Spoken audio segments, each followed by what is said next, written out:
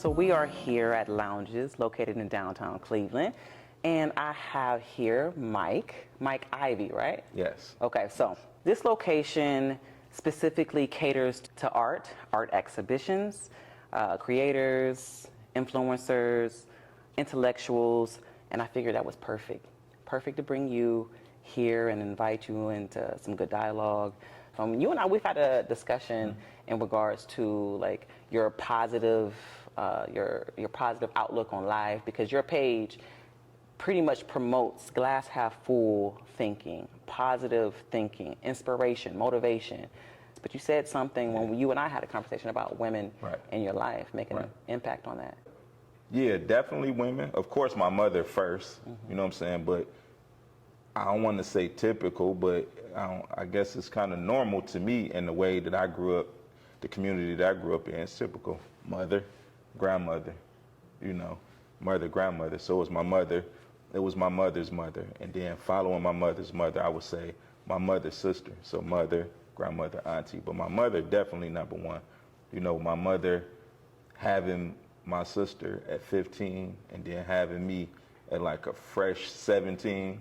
Like she turned 17 in August and then I was born in December. So it's like my mother was essentially a 11th grader with 2 kids. Wow.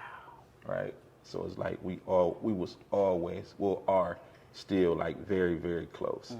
Because as my mother grew up, I was growing up at the same time. So most of the things that she experienced, most of the things that she went through, I went through them with her. And my mother always talked to me like I was a grown up. I don't know what made her think that I was gonna understand it, but I really did. And she always talked to me like I was a grown up. So that plays into like your personality, because as far as like comprehension, teaching, dialogue. Yeah, because my mother never talked like Google Gaga, like baby talk, or my mother never really sugar-coated things. She was always like straight to the point, My grandmother was always straight to the point, My grandmother was always like, say what's on your mind. Be respectful, right? For sure, but say what's on your mind. So it was my grandmother, my mother, my aunt, and then they shifted me off to school. And when I got to school, I didn't feel like I needed to be at school. Because being around them for so long, like I was a grown up when I got to school. When I got to school, I was a grown up. I didn't want to be in school. So you didn't want to be in school strictly because you felt like you didn't fit in, or like you just felt like comprehension wise, it's like no one is really on my level? This kid's not on my level. I don't wake up, drink my coffee, watch the news, watch The Love Boat, watch Price is Right, watch Phil Donahue or Merv Griffin. Like, this is my life. Like, y'all had no coffee. When you was little, here. everybody was watching Sesame Street and you was watching Phil Donahue. I didn't watch Sesame Street. I didn't watch cartoons. I watched the news. You didn't have an interest in watching cartoons? Or? I watched the news. I watched Phil Donahue, Merv Griffin. Like, I can tell you all of the people that was on the news. Like, the first person that scared me was not the boogeyman. I wasn't scared of the boogeyman. I was scared of Dorothy Fullheim. She was an older lady that was on the Channel 5 News. She looked scary to me. Like, if you ever Google Dorothy Fullheim, Channel 5 News, you would see. I'm going to Google now the way you say that. Yeah, I was the first person I was afraid of. I was never running around like, Superman. I never wanted to be Superman. I wanted to be Ronald Reagan. Okay, Ronald Reagan. Because Ronald Reagan was the president. Yeah, that makes sense. He was always on the news. So to me, I wasn't sure I knew he was the president, but I didn't know his ideologies. I didn't know what he stood for. I just know he's always on the news. And if you always on the news, you're important. So when I got to kindergarten and then they gave me some crackers and an apple juice, like, what is this? Like, you don't have no coffee here? Like, where's the TV? Like, I don't want to be here. And I was telling my teacher, like, I don't want to be here. I got an older sister. So everything my older sister did, I wanted to do. So when my older sister was doing homework, my grandmother would give me homework. She was 2 grades ahead of me. So I was advanced. So I felt I didn't want to join hands and march around in a circle or sit Indian style. Like, that wasn't for me. I ain't doing this baby shit.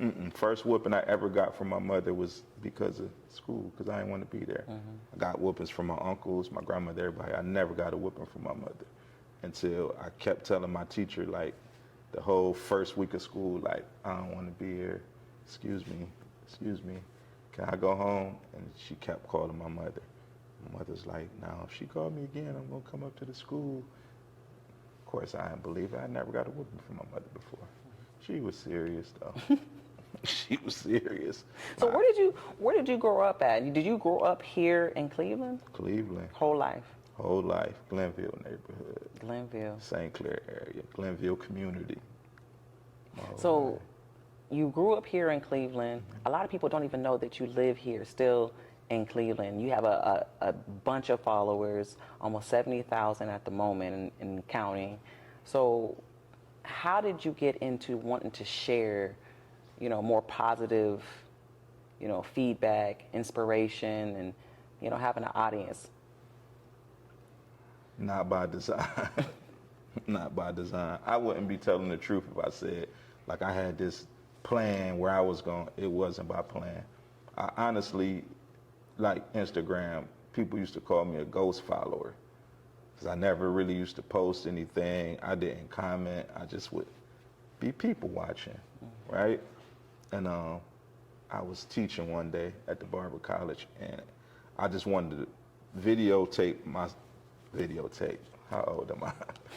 I wanted to record myself teaching so I could go back and look at the video and critique myself. So a lot of my class is not me talking about clippers and cutting hair. A lot of my class, I really talk to my students a lot about life, about how to conduct themselves, about business. So it was just like a small piece of what I said that kind of caught me. So I just made a little video, uploaded it to Instagram. I didn't know.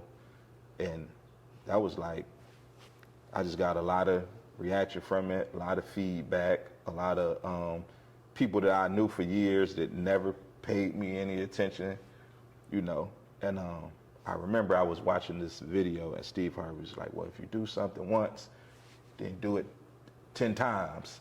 I really was watching that video like a couple days prior. So I'm like, let me try this. So I posted a few times and then I stopped posting and then people start seeing me and be like, hey, I like your videos. You ain't posted a video in a while. And then it was just a lot of that. And I was like, wow, like people really, because there's so much foolery that they put in our laps all the time, I didn't really think people would really gravitate to like positive stuff. But I think it was more so when I wouldn't post and people would keep saying like, hey, I'll be looking at your page. Hey, your messages help me. Hey, it was like, And I know that got to feel good. When you're inspiring people and people paying attention, it's like, you know what, I can't really stop because it's affecting others. Yeah, exactly. I can't stop. It's sometimes, I don't know what word to use. I try not to keep using this word, humbling, but it's like humbling because, when you see people, you meet people, people message me all the time, direct messages, but just seeing people in my own city and I bump into people. And I had people tell me, like, I didn't even know you was from Cleveland. I thought you was like, no, like I'm from Cleveland. But when people tell me some of the things people have walked up to me and told me, like, you never want to come off like cocky or arrogant, like, yeah, like you don't want to do that because I've experienced this and I know one of the worst things is to meet somebody that you grown to like and then they come off as a prick. Is like one of the worst things. Like it's a huge turnoff. And I don't never want that to be the word or the read on me. And it's also humbling because it's like I don't really know. I still haven't got used to it. I still don't know how to take it or what to say. It still catch me off by surprise because I still look at myself like I'm one of y'all. Yeah, I'm just me. I just found a way to chop it up into 15 seconds and shoot it out there. But yeah, I'm still not used to it. Do you think you'll ever get used to it?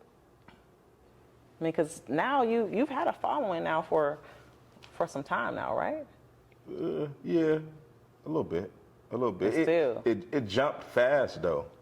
It jumped like fast. When you say it jumped fast, like give me a visual of like, so you had about what before it really just took off? I was on the phone with one of my friends, and the question was, how many followers you got? And at this time, I'm, in motion, and I'm like, I got like, it was like 2,800 or something like that. And at the time, my friend had like over 3,000. So the conversation was like I got more followers than you. It's like, that's crazy that I got more followers than you. Not in a manner of like teasing me, but saying like, that's strange. Like you got, Good content. Yeah. So I'm telling you, like within a week of that conversation, it was like, it was a reel that I had posted that fizzed out and it jumped back into the algorithm. And then this was the week leading up to All-Star Weekend. This was the week leading up to that. The beginning of that week, I had 2,700 followers. By the rest of that week, up until the Monday after the All-Star game, I had like 34,000 followers off a reel. Wait a minute. So you had a little less than 3,000 followers. And then just from over a weekend, from one reel, it jumped from like a Monday to a Monday. Yeah. In a week, it jumped over 20,000. Like 34,000. It jumped up to like 34,000. Just from that one reel. And you've had, now, was that reel already in the algorithm? Yeah, like or was it newly posted? No, I would post. This was like when reels first really started coming around. So I would post something, and then it would fizz out after a few days, and then occasionally I would have a reel. For some reason, it would jump back into the algorithm, and then it would do like some thousands. But at that time, like I was happy with them numbers. Like, oh, this just did this many thousands. Like, okay, that's cool. But for some reason, this one jumped back in, and it just seemed like it never stopped making its round. Yeah, it never stopped. It had traction, and it just kept going. Yeah, so like every time I would open my Instagram, like I have 100 new followers for like almost, I say for about a 4 or 5 day stretch. Like we'd be talking, I'd be like, hey, watch this. Watch, I'm gonna have 100 followers. And I open my Instagram and it just pop up like 100 followers. And it shot up to 34,000. And then I had another reel some months after that. Same thing. It was one that I wasn't even gonna post. I wasn't gonna post it. I cursed. I'm like, I'm not posting nothing where I'm cussing. And then it was a Friday. I'm like, Friday, I don't really do no numbers. And I was just experimenting with the little closed caption.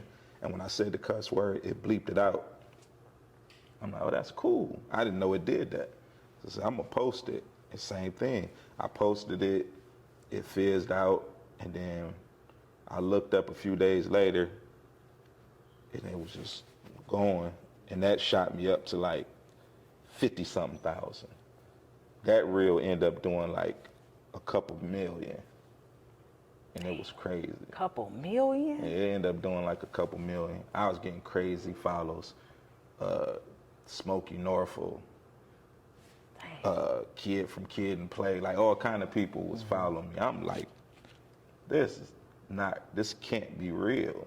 Like, it had to be surreal. It had to be. It was crazy, especially when people who I've been watching my whole life. It's following you. Like, you following me? Yeah, start following. Like, it's crazy. So Instagram then, because that was around the time Reels was just kind of, you say, getting started, versus Instagram now. Since you've been doing what you're doing, do you notice a big trend or anything, any big differences from then up until now with Instagram since you're a content creator? Well, I know, like, prior to Reels, I know this for a fact. I watched it happen. Instagram has I'm gonna blame Instagram. I don't know a lot about TikTok. I'm gonna blame Instagram. Instagram has shortened people's attention spans. At one point in time, when I first got started, I was doing 1-minute videos, and people were sitting there watching me talk for 1 minute, which is not a lot of time. People was watching me for 1 minute. People not watching a 1 minute video no more. That's why I say you got about 15 seconds. And I remember when I started shaving my videos down, like I shaved them down to 30 seconds, and it was kind of like, So I started having to take stuff that I was saying in 1 minute and learning how to get everything into like a 15-second window, because I feel like that's the max that you're gonna get, because people got their thumb already ready to go up. So you got you gotta catch them. You gotta catch them immediately. Listen, bang, bang, bang, bang, soapbox. We out of here. Now, you say soapbox. I'm glad that you mentioned soapbox, because you mentioned that. Where did you get that from? Or at what point did you was like, I'm going to add this in my videos. This is my thing. What? I'm tell you, honestly, it was not by design. I was never sitting up one day like, So here's one day I was going on a tangent, like a rant, like a semi-Kanye rant, just riffing one day, my class. And then after I got done, I was just thinking to myself, like, yeah, I was on my soapbox today. Because, you know, it's a term that people use, like, such and such, you're on your soapbox, you know, because... But I don't think people, like, the newer generation hear soapbox often, or even... No, you know what I mean? People I know what soapbox is, but a lot of younger people don't know. So back in soapbox. I don't know, maybe 1800s or 1900s. Yeah, I mean, not that you got to go over the history, but I'm just saying. That's like, where the terminology came from. So I was first start talking directly to the camera. I was used to talking to a class. So when I first started talking to the camera, my posture was off. I was nervous. So I used to watch a lot of battle rap. So like all the battle rappers used to have how they would end their verse. You know what I'm saying? So I'm like, I need a way to, you know, to go out with a bang. You know what I'm saying? So, you know, Murder Mook used to be like, easy. And, what's my man name? Sue Surf. He'd be like, Jersey. So I'm like, soapbox. That's how I was ending my battle rap, like soapbox. And and what made me keep using it is because people caught on to it. Like I hear that more than I hear my name. Soapbox. So it's like, it's like, okay, they keep using it, now they know, it's like, I gotta keep it going now. Yeah. Because now you're being recognized by it. You gotta get the people what they want. Yeah, sometimes you can't choose it. Sometimes the people choose it, and then when you try to change it, or when you deviate from it, you lose the people, right? So I kept it. People start soapbox. I see people in Save a Lot. They be like soapbox. So I kept it. I started saying listen. That was just like I don't know. It's just how I segued into things. I didn't even notice I was saying that. To other people brought it to my attention. Like, you know, at the beginning of all your videos, you say, again, okay, people notice that. I'm catching their attention, so we're gonna roll with it. So I know I got my nanosecond to catch their attention. I got a few seconds in between to say what I'm gonna say, and then I'm gonna end my battle rap with my slogan. Then we out of here. You got your regular rhythm and style. Yep. So that makes it easy to kind of keep it, you know, unique to you. Like that's your style. Yeah. Seen and heard a few people take my listen though. But you know what? I be saying listen though. I seen some people consistently. You don't think that's just maybe like a culture thing? Yes, I do. Listen. I do. Because I be saying listen. I do. I agree wholeheartedly. But I'm gonna say this again. Like they wasn't saying listen before, but now they're saying listen now. They begin in every video. Oh. We'll all say listen. We'll say it in conversation. Like I say, that's how we segue. Listen. But I'm seeing some people. Listen. I can show you a young lady that's not even from Cleveland. These people I'm talking about from Cleveland, I can show you. I'm gonna show you after we done. It's a young lady, I think she from Atlanta, repeating my whole demo. Like really, literally learning my videos. And she follow you? Yeah, of course she do. That's how she. So I'm saying, how did you come across her? Like her page started taking off, and then that's how you. I'm not even gonna say it. You ain't gotta give it all, but no, you know. I'm not saying it took. I think we was following each other. I think she followed me, and I followed her back. And then she started doing across my feed, and I'm like, this look mighty familiar. Look. I'm gonna show you. Like she is saying. Word for word, like learning what I said, like a script, and then going back saying it, like word for word, minus the soapbox. But doesn't that go into more so people can copy you, and no matter what's for you was for you? That just really confirms it even more. Yeah, because I'm a firm believer in what's for you is for you, all the way around the board, all the way through. But that still kind of got to get under your skin a little bit. I know it would like way piss me off. Nope. No. It had to, for you to remember, it had to make you feel some type of way. It more so pissed off my friends and people around me more so than me. Okay. Nah, I'm not. So you ain't feel no type of way about it? No. Not a little bit? Not even flattered?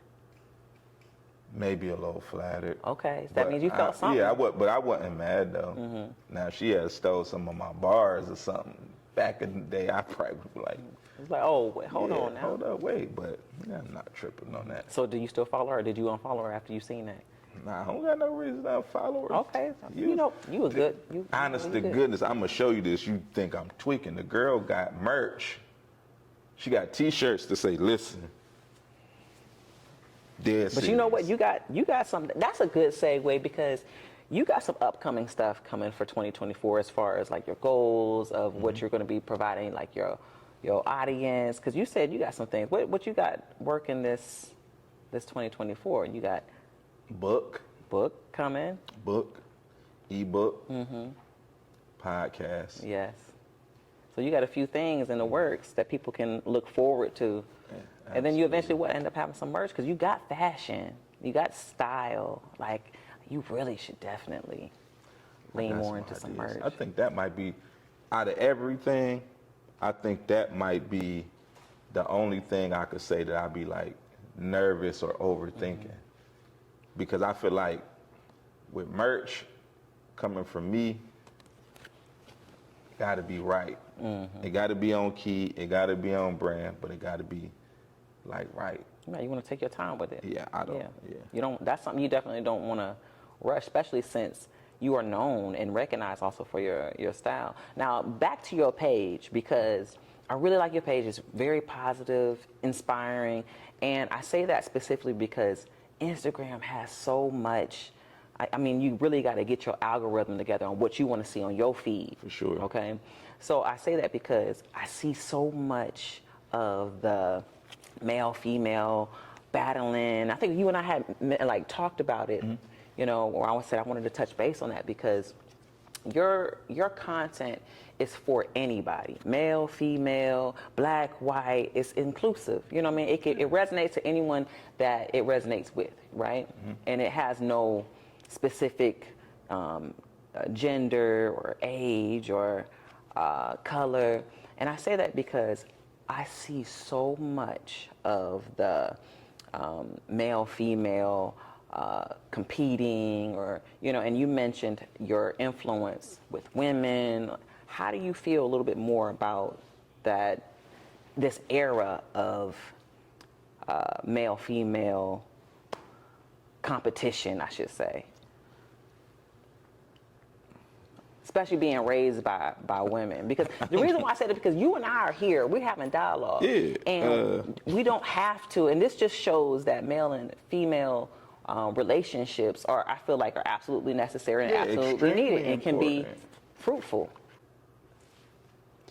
Male and female relations are extremely important, extremely fruitful.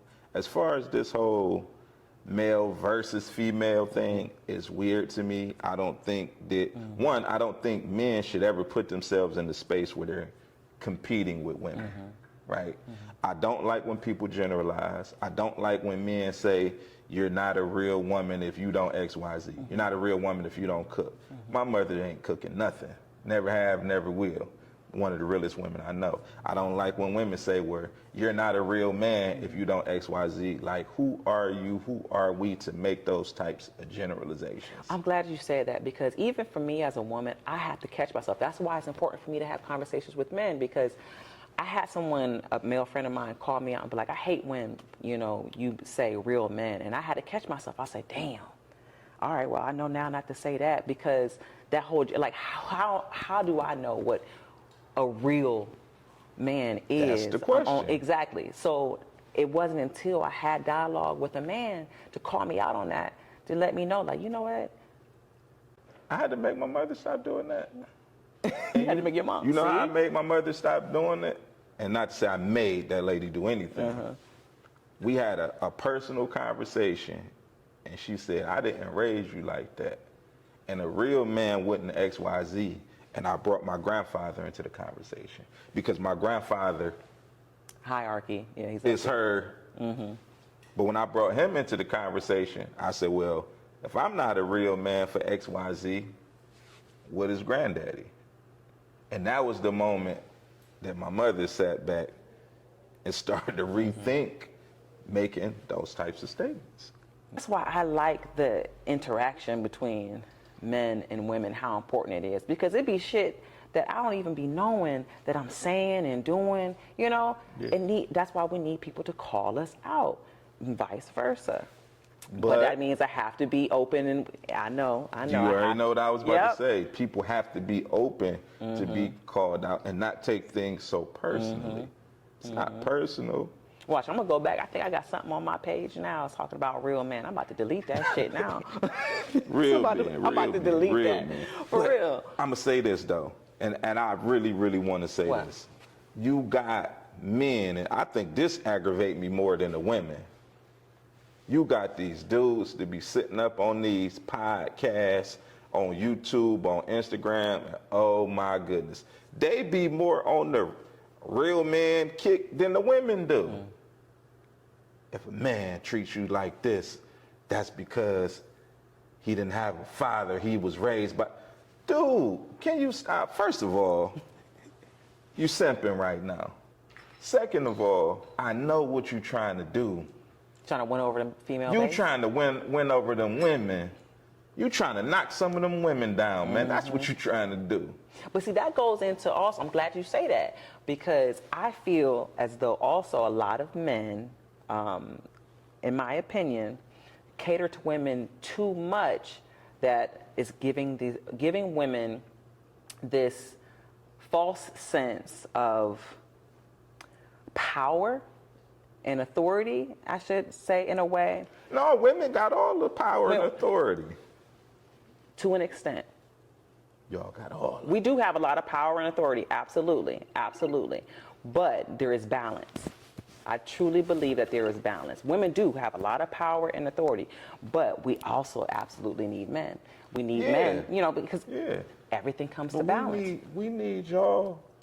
We need y'all, and we need y'all to stop being so passive in a lot of areas. Because a lot of these things that older men and younger men are doing. Say it. I mean, shit, get real. Only reason why I say that is because tell them. I'm gonna just be honest. Tell them take them purses off. Go ahead. Tell them take them purses off. We ain't about to do that. We're not about to do that. Tell them take them purses off. Okay. Tell them that we shouldn't be confused when we getting ready to leave out the house. Whose purse, babe? Is your purse or my purse? Babe, them ain't your jeans, them my jeans. But when the women, it go back to what I said at the beginning. If a girl's told me it's okay, we rolling. So it's about accountability, and that's what I'm These going back to that ladies balance. need to be telling them, stop it. Okay. Leave something for us. So that's what I go back to say, giving a false sense of it. Women have power, but then there's spaces that's specifically for men where women shouldn't, I wouldn't, maybe shouldn't isn't the best word, but we feel as though we can oversee and govern in men's spaces. I get and that's what I'm saying. I get that. You know what I mean? We have a lot of power, but not everything is for us. Yeah. It's about balance. So be open when a man, which, like you said, you got certain men that make women feel like that's okay. And we got certain women that make men feel that somebody, okay. because Right. men are being chatty, being messy, being gossipy. I don't want to make it like, but come on now. That was for the beauty shop. That was for the women, all the way down to Aunt Pearl, all the way down to my granny. That was for them. It's cool for a man to be chatty, to be gossipy, to be messy. Yeah. The women, the video vixen, this person, that person, the mistress wrote the tell-all book, exposed people. That's what they did. Since when now it's cool for a man to come sit on a couch with another man and talk about other men, whether what them other men did. But what if it's about, recognizing? Don't talk about no other man. Okay. It's not All your right. business. Whether what he did is true or whether it's not true, that's not your business. You don't sit up on no couch with no other man, or especially with no woman. That's the worst. Gossiping about another man.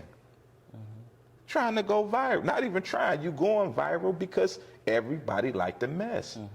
Man ain't supposed to like the mess. My granddad gonna say that's my sisters, my grandmothers and her sisters, all the women be arguing and going back and forth. Old heads be sitting there with their legs crossed. That's some woman stuff. I ain't getting it. I will say men are really good at disrupting making sure that it's not too much chaos. Because women, we could be all over the place. We could be all over the place. And that's why I like having men around. Some of these men, not all of them, some of these men, this aggravates me, are knee deep in the chaos. I see. Yeah, I've seen it. Like even for me today, in the chaos. I came in and my emotions was all over the place. And that's why I like being around men, because they help bring me a little bit, you know what I mean?